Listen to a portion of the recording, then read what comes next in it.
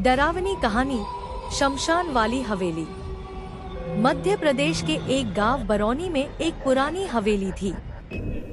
लोग उसे शमशान वाली हवेली कहते थे क्योंकि वह सीधे शमशान घाट के सामने थी।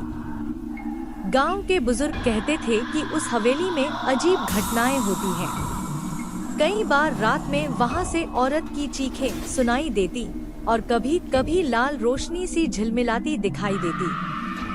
गांव वाले सालों से उस हवेली से दूर रहते थे, लेकिन कुछ नौजवान लड़के जो भूत प्रेत पर विश्वास नहीं करते थे, उन्होंने उस हवेली की सच्चाई पता करने की ठानी। वो 4 दोस्त थे, राहुल, अनमोल, सीमा और आराध्या। एक अमावस्या की रात टॉर्च और कैमरा लेकर वे हवेली पहुंचे। जैसे ही उन्होंने दरवाजा खोला, एक ठंडी हवा का झोंका आया। अंदर का नजारा डरावना था। दीवारें टूटी हुई, जाले लगे हुए, फर्श पर पुराने दिए बिखरे पड़े थे। लेकिन सबसे डरावना था हवेली का माहौल, जैसे कोई अदृश्य शक्ति उन्हें देख रही हो। सीढ़ियां चढ़ते समय अचानक किसी ने सीमा का दुपट्टा पीछे से खींचा, लेकिन पीछे कोई नहीं था। हवेली की दीवार पर पुरानी तस्वीरें टंगी थी और उनमें से एक तस्वीर धीरे धीरे हिलने लगी। टॉर्च की रोशनी बार बार बंद हो रही थी, जैसे किसी अदृश्य हाथ ने स्विच दबा दिया हो। राहुल बोला, ये सब हमारा वहम है, आगे बढ़ो। लेकिन आराध्या कांपते हुए बोली, ये जगह सही नहीं है। हवेली के पीछे उन्हें एक भारी लकड़ी का दरवाजा मिला। उस पर लाल रंग से लिखा था, मत खोलो वरना पछताओगे। लेकिन अनमोल ने मजाक उड़ाते हुए दरवाजा खोल दिया। अंदर अंधेरा था। दीवारों पर लोहे की जंजीरें लटकी थी और बीच में एक बड़ा लोहे का संदूक रखा था। अचानक संदूक अपने आप हिलने लगा। सभी डर गए, लेकिन राहुल ने हिम्मत दिखाते हुए संदूक खोला। संदूक में एक सफेद साड़ी में लिपटा कंकाल पड़ा था और उसकी आंखों के पास काले धब्बे थे। जैसे ही संदूक खोला गया, अचानक चारों ओर हवा का तूफान चलने लगा। दरवाजा अपने आप बंद हो गया और तहखाने में अंधेरा छा गया। धीरे धीरे एक औरत का साया उनके सामने आया।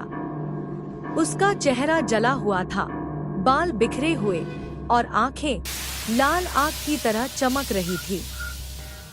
उसने चीख कर कहा, क्यों तोड़ा मेरी नींद को? मैंने सबको चेतावनी दी थी। अब कोई यहाँ से जिंदा नहीं जाएगा। आत्मा ने खुद अपनी कहानी सुनाई। वह औरत सावित्री देवी थी, जो इस हवेली में रहती थी। उसके पति ने धन और जमीन हड़पने के लिए उसे जिंदा जला दिया और उसकी लाश को तहखाने में छुपा दिया। सावित्री की आत्मा तब से न्याय मांग रही थी, लेकिन कोई उसकी मदद करने नहीं आया। अचानक सीमा जोर से चीखने लगी। उसे लगा कि किसी ने उसकी गर्दन दबाई। अनमोल का कैमरा टूट गया और उसमें से धुआं निकलने लगा। राहुल की टॉर्च लाल रोशनी देने लगी, जैसे खून टपक रहा हो। आराध्या डर के मारे बेहोश हो गई। आत्मा ने फिर कहा, मेरी पीड़ा को मुक्त करो, वरना तुम सब मेरी तरह यहीं कैद हो जाओगे। राहुल ने हिम्मत करके पास के मंदिर से लाई हुई गंगाजल की बोतल निकाली। उसने उस कंकाल पर गंगाजल छिड़का और प्रार्थना की। जैसे ही गंगाजल पड़ा, आत्मा जोर से चीखने लगी और धीरे धीरे धुएं में बदलकर गायब हो गई। हवेली में सन्नाटा छा गया। दरवाजा अपने आप खुल गया और चारों दोस्त बाहर भागे। गांव के लोग चौंक गए जब चारों ने उन्हें पूरी घटना बताई।